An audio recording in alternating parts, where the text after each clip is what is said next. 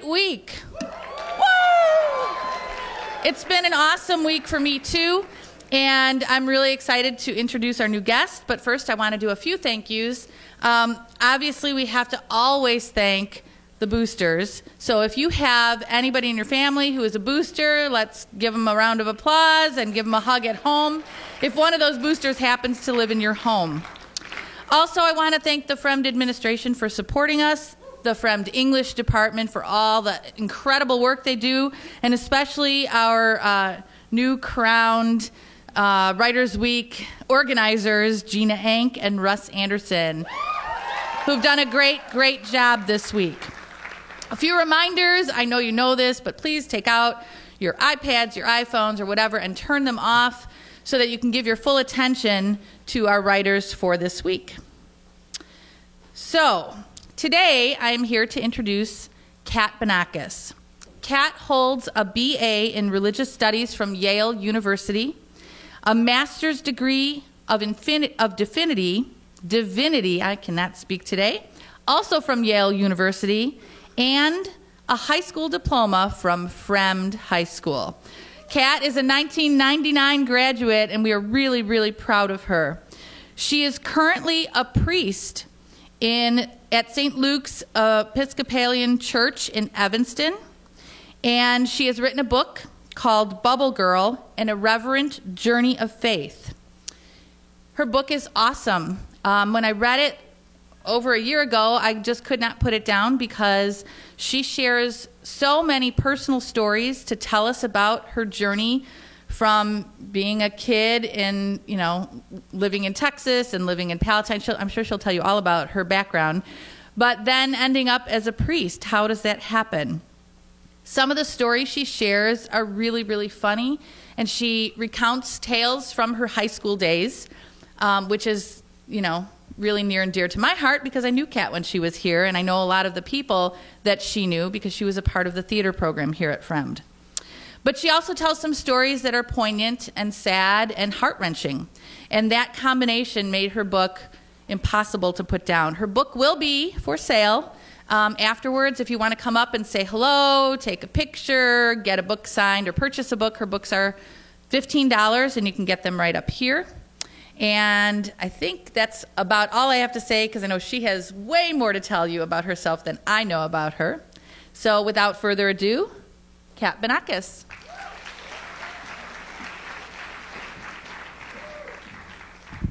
Good morning. So if any of you have ever been to a wedding or funeral before, you know that sometimes the officiant or the minister or rabbi or the master of ceremonies will say, and now a few words from the brother of the groom or the sister of the person who died, and everyone in the audience has the same temporary panic attack of, oh no, please don't let this be awful. Because there's something uniquely bad about a really awkward or inappropriate speech at a personal ritual event. And that's what I want to talk about today. How to give a really good wedding toast or funeral speech. Because the bulk of the writing that I do these days is sermons for my church, which is a special event for a very large audience every week.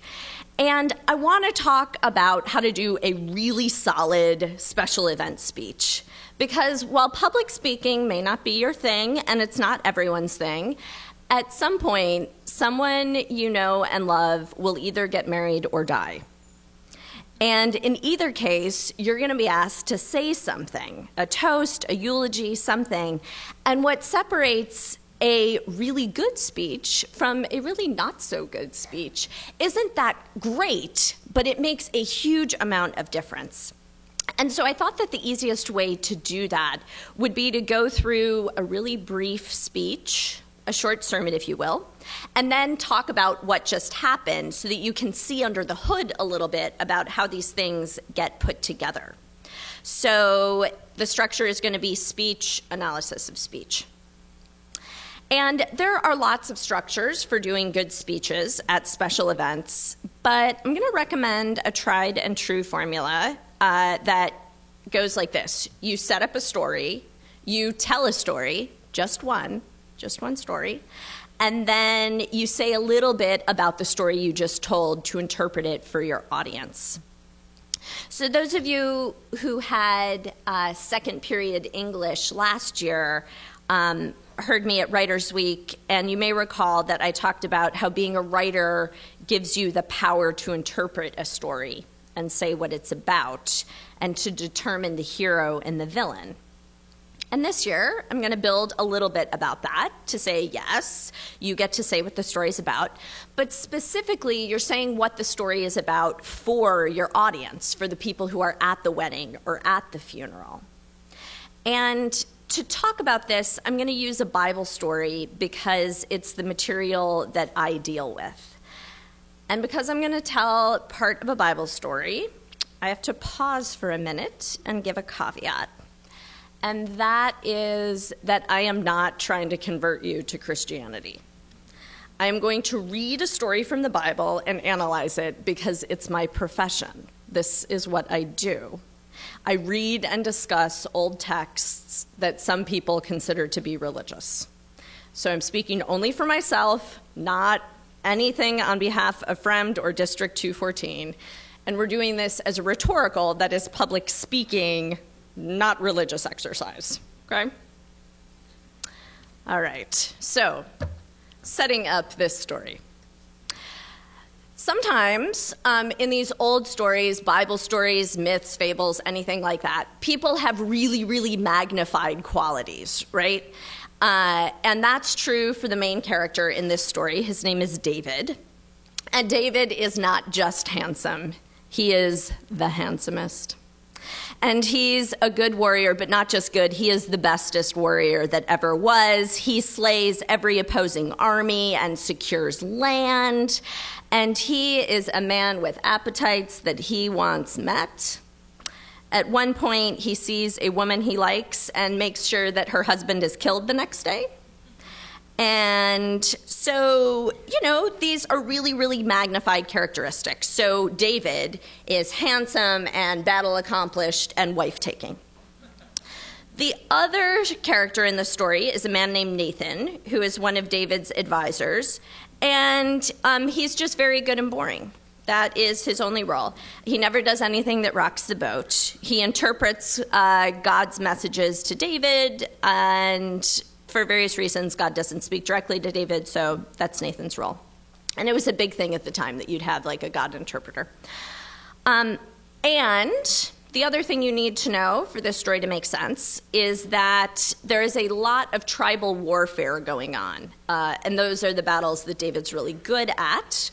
And each tribe has its own god.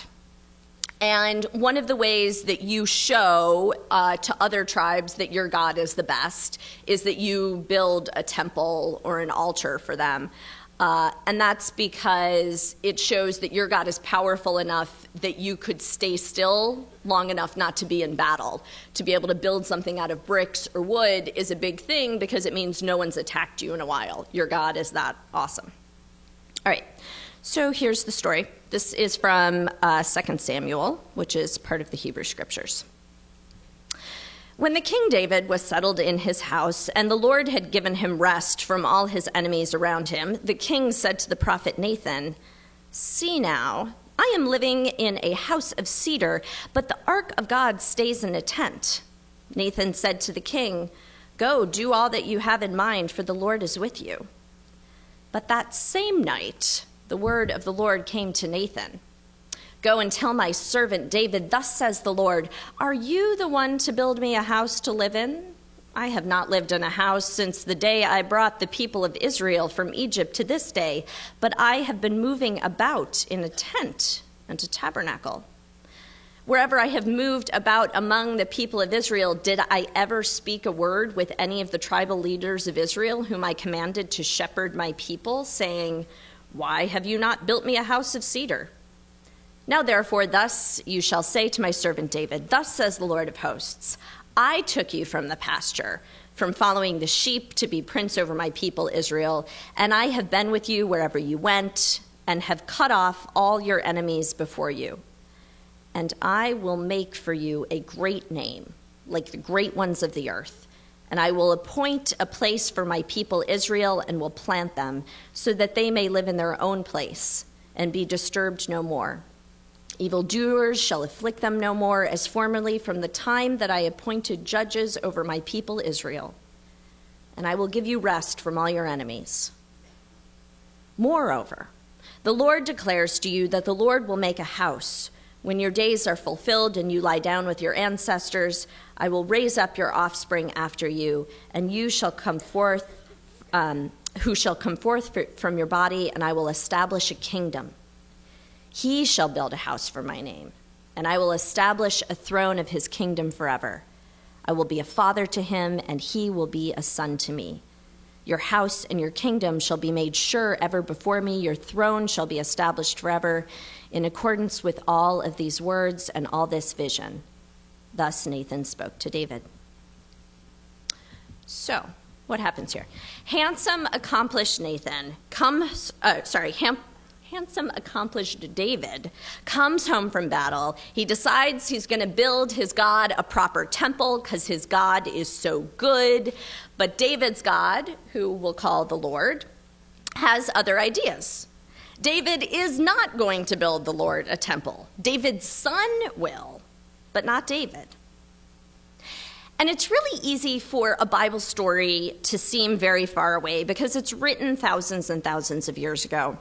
But think for a minute what it might have been like to be David. You're a decent person on balance. You kill someone's husband, but on balance, you're really good, right? You work hard and you're really hyped up for something, and through no specific fault of your own, it just tanks. It does not happen. And scholars and analysts of this story are quick to point out that David isn't being punished. Rather, it just wasn't his time to build a temple. So here's poor David, all ready to do his big thing, and the Lord says no, and it's a public faceplant because David was public about it. He was going to build the temple. And then, no way. And there's that feeling in the pit of your stomach of public and private shame at once. And maybe you have had some sort of momentary, epic public-private fail too, and people knew about it. And it's a horrible feeling. Not only did the person say no to you for turnabout, but other people were around to hear it. Not only did you not get the points in the game, but everyone saw it. Not only did you goof on a grade, but the paper falls on the ground and someone else sees it, and it's just the worst. Because it's you experiencing it and you know other people have seen it. But David goes on to do something pretty cool and remarkable in the face of public shame and embarrassment, but it gets sort of lost in translation because there's this Hebrew word, bayit, which is translated to English in that story as house and temple and dynasty and lineage. But in Hebrew, it's all the same word, one word, bayit. And so when David says, hey, I'm going to build you a house, a temple, the Lord responds, thanks, but no thanks. However, you are still going to build me a bayit as a dynasty, a bayit as a family, a bayit as a lineage. You're going to build me a house, but it's not the house you're thinking of. It's a totally different kind of house. Basically, the Lord says, not the way you're thinking about in this same word. And the cool thing is that David totally takes this to heart. He takes this notion of having a different home and dynasty and legacy, because after this little conversation with Nathan, in which he's incredibly embarrassed and incredibly upset and blah, blah, blah, David's approach to leadership changes, and he becomes a very compassionate, conquering warrior. The next time he goes out to battle, he subdues a tribe again. He's very, very strong, capable of subduing tribes.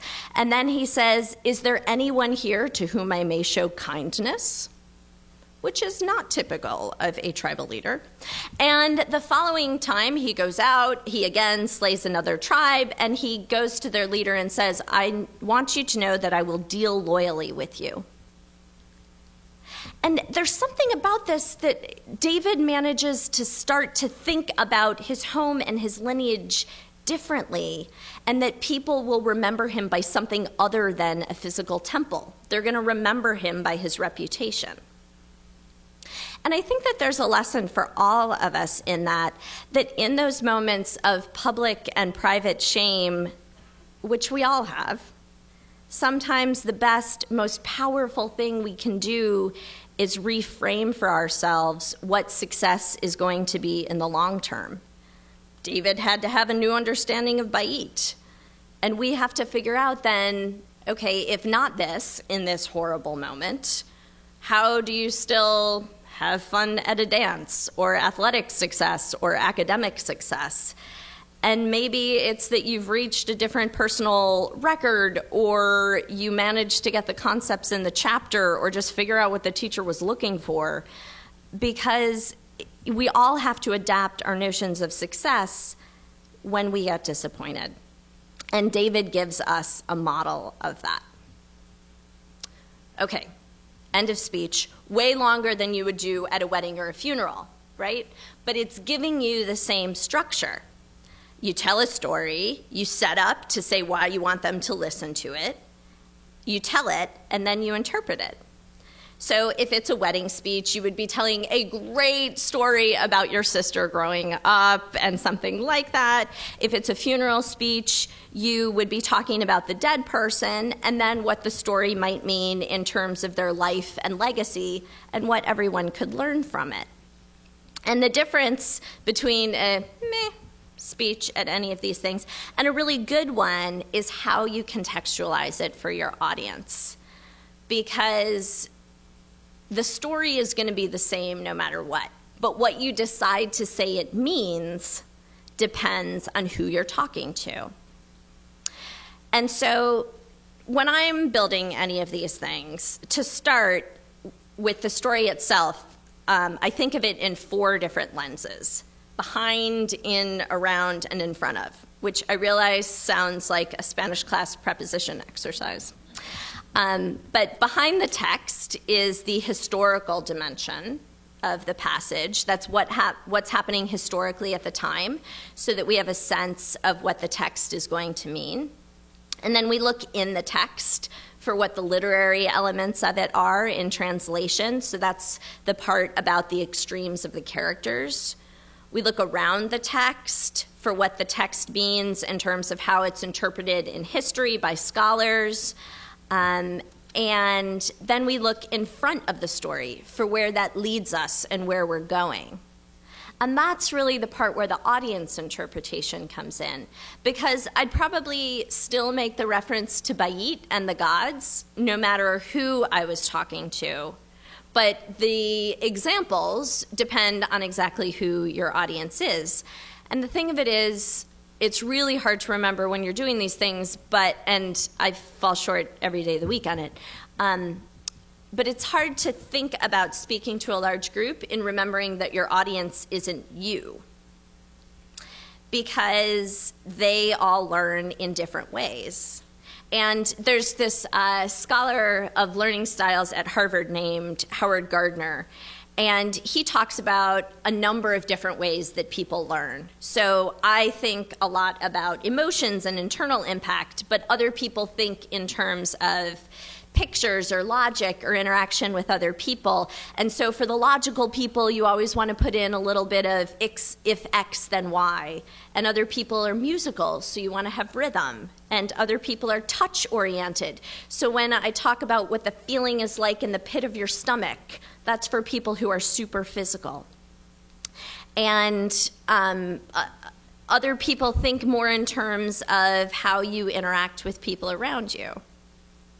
And it takes a lot of time to think through all of these things. For a sermon or a speech, it's usually 1 hour of preparation for every final spoken minute, right? So if I'm giving a 10-minute sermon, it's minimum of 10, usually 20 hours preparation. But it's worth it because you want your audience to leave with something. And it is 110% worth writing it down and not just doing it off the cuff, because you don't want to ramble at the wrong parts. And if you've ever heard a pastor get up and just speak extemporaneously and it's really good, they wrote it in the past. The same thing is true with a stand-up comedian.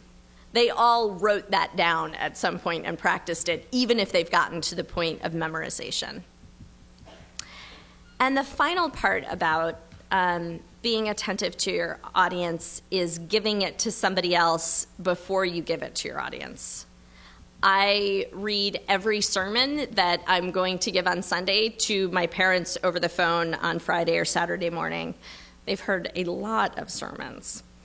But it's so worth it to be able to get feedback from a small audience before you give it to a big audience. Even if that feedback is hard to hear the first time, you'd rather know it then.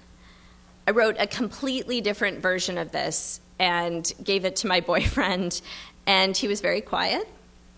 And then he said, well, that's going to be super interesting for 2% of people. But I'd rather know it then than at this exact moment with you. And if you're in the 98% for whom it's not interesting now, don't tell me at this point. But you want to make sure that you're speaking to as much of your audience overall as you can. And everyone needs a practice audience. David Axelrod was just being interviewed about doing practice speeches and debates with President Obama.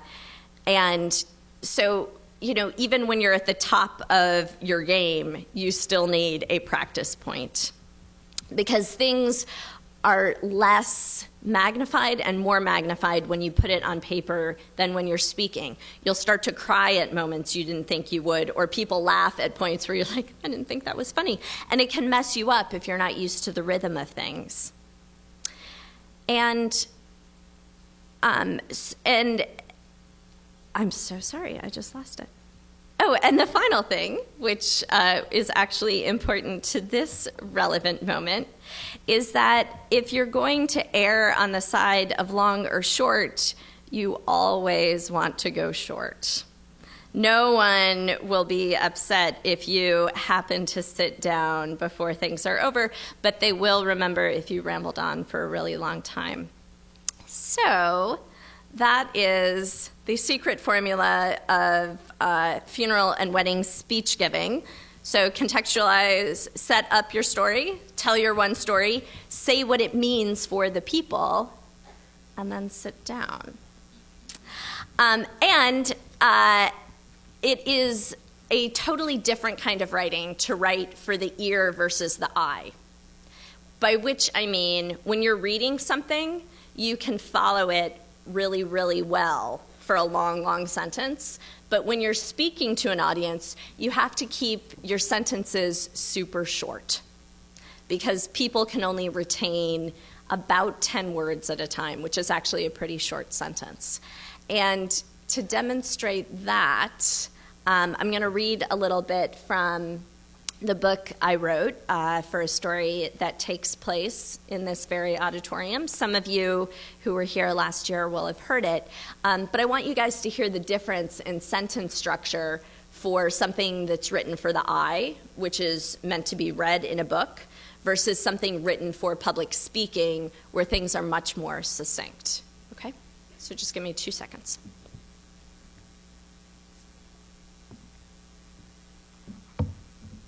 And conveniently, there's a copy of my book right behind me. It's so lovely.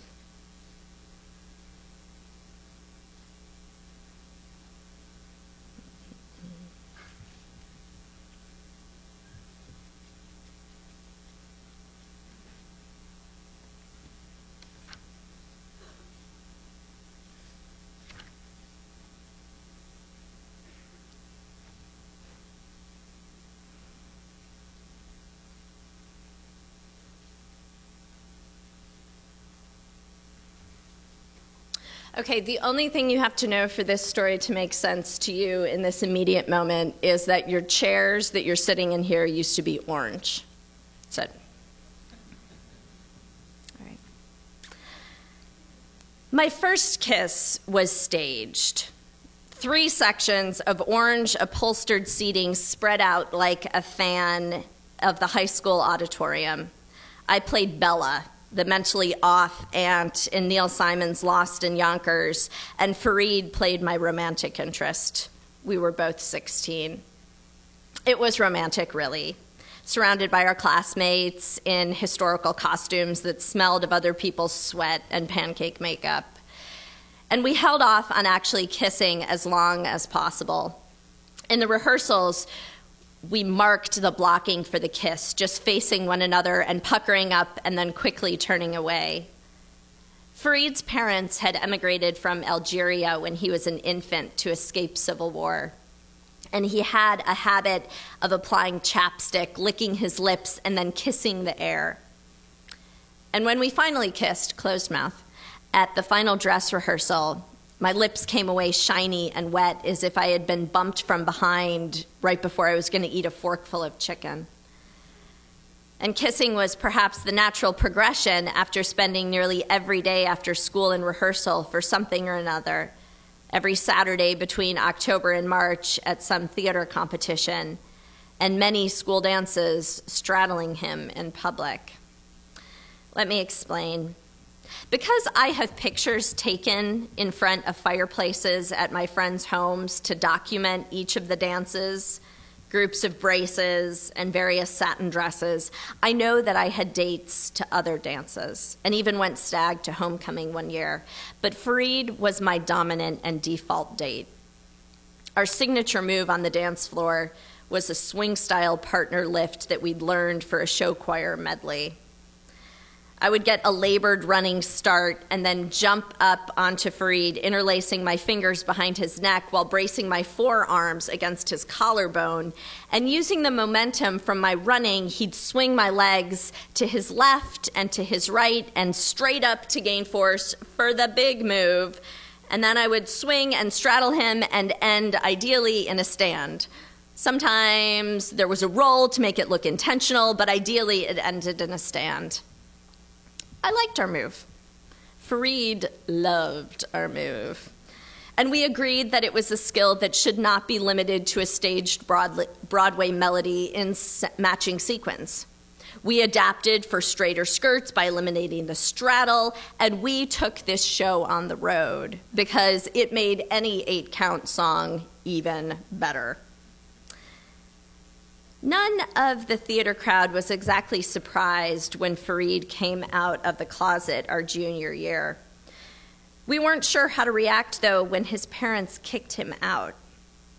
Another theater geek girl and her single mother took Fareed to live with them for the rest of high school, and sometimes he smelled really bad because he had to remember to buy his own deodorant now. It wasn't on the grocery list.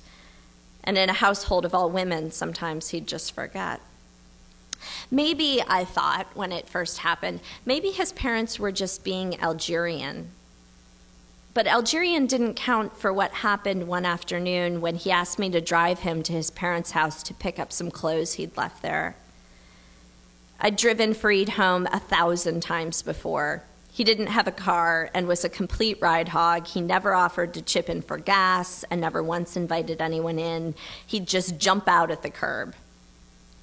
This time, though, he asked me to come in with him. And as soon as we walked inside, his mother flew out into the foyer where we stood. "Get out!" she shrieked. "Get out! You disgust me. You sleep with men? You are not my son. I'm changing the locks." And as he went into the kitchen to get something, she continued, "You're a sickness. Get out."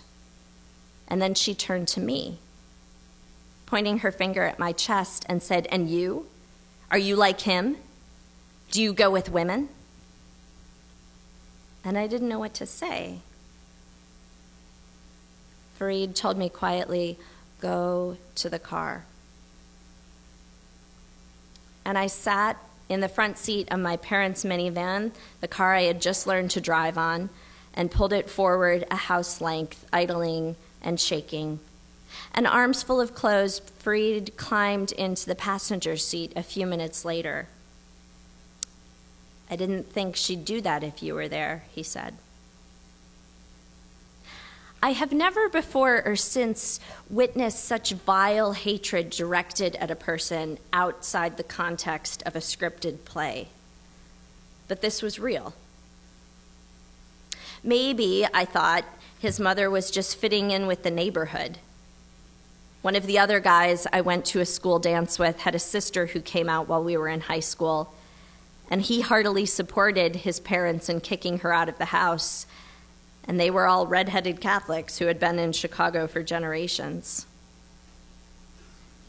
My sister went to the same high school I did, and I am amazed by the offhand anecdotes she tells me of friends who are bi-curious and experimenting and teachers who are open about their same-sex partners.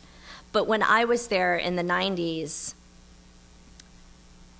See You at the Pole, the National Prayer Day, was the largest student gathering at the school. And even though it wasn't school sanctioned, it had a larger turnout than the homecoming football game. And the girls' bathroom stalls were graffitied in Jesus fish and John 3:16. And almost equally palpable was the sense of homophobia. So it was quite the statement when at that time Fareed founded the Gay Straight Alliance, and a few of us joined in solidarity. In the way that happens with religious converts, as soon as he came out, Fareed's whole world became gay. Everything was an entree to discuss sexuality, even math class. I'll give you an irrational number. It's called a queer teen. And it's almost as though he lost his first name. He was gay, and also his name was Fareed. But I understood, sort of, because all he had to go through for that to be part of who he was. One afternoon of our senior year, we sat on the floor with our backs against some of the lockers over near room 220 here as we waited for our rehearsal slot. "So, you're a Christian," Fareed began. "Yep. And I'm gay."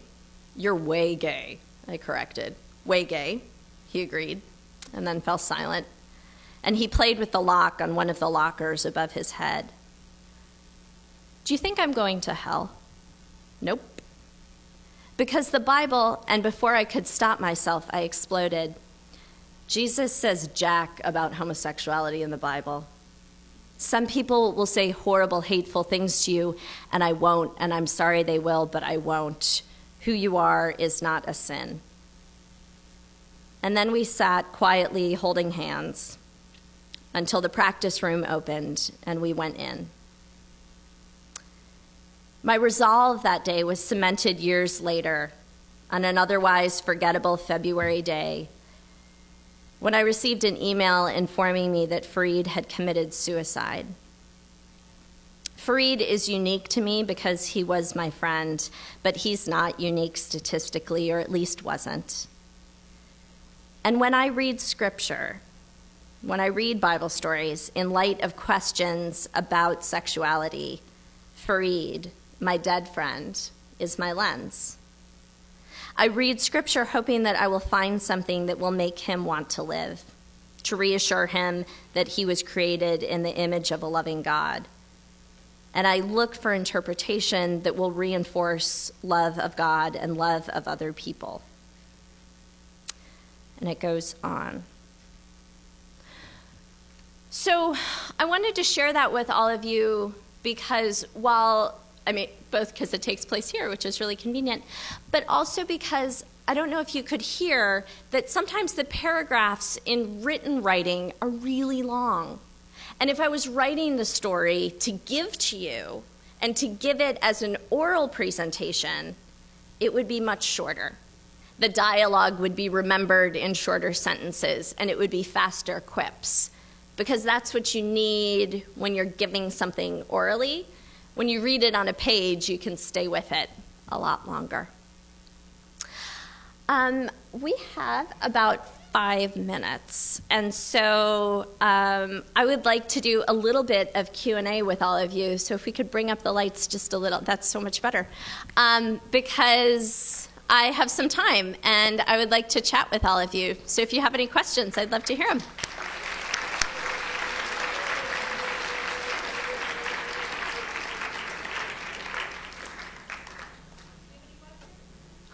Or you can hang out.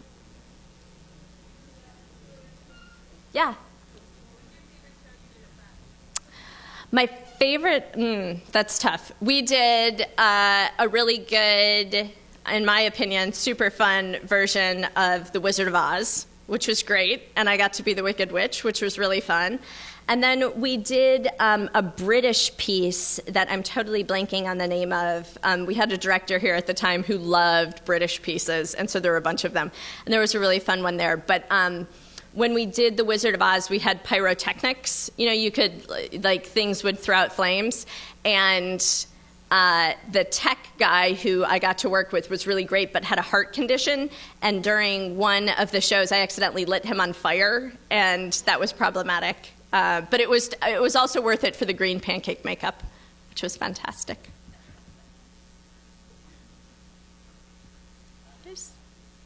Yeah.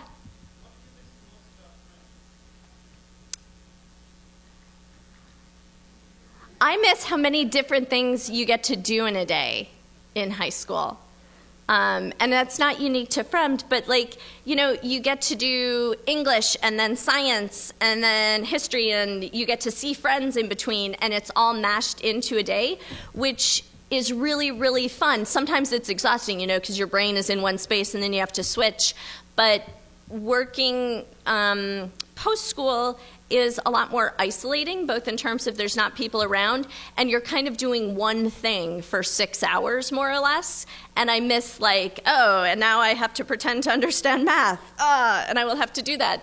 And it's fun, the difference. I don't miss how long the days were. You know, like, if you have an activity before school and then you're doing something after, you are here for 12 hours, or you're here and then at work for another few hours.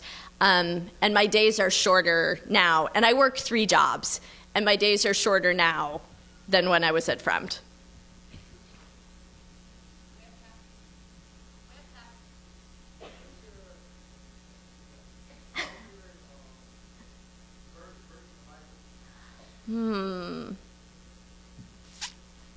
That's a hard one.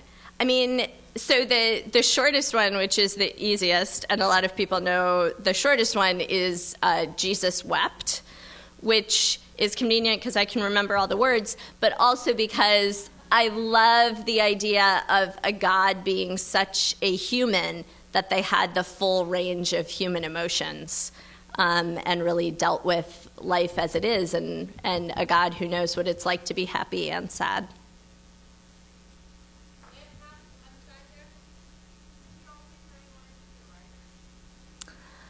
I always liked writing, and I should say that I don't make my living by writing, because that's really hard. But writing happens in every context, and I always really liked aspects of writing, and so I knew that I wanted jobs where that would be part of it. It's pretty hard to have a job these days that doesn't have some amount of writing, but I always wanted there to be some sort of creative element in it, whether or not I was getting paid for it. So I think I always knew parts of that, but the writing has taken different forms. Like, I've written plays, I've written poetry, I've written essays, I write a lot of sermons. And so it's nice that once you have sort of the interest in the skill, it can come out in different ways, depending on who's paying you.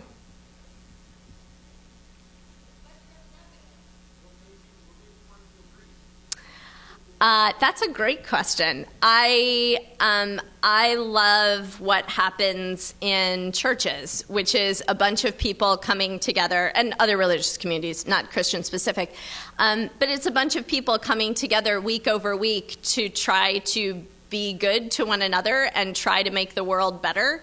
And I just liked the commitment of what happened in that, and the sense of being part of something larger and being part of God's goodness. And, you know, you never do it perfectly, but the point is that you're there together trying to do it. and that seemed like a pretty good effort to me. Plus, I get to do weddings and funerals and baptisms and all the really fun things.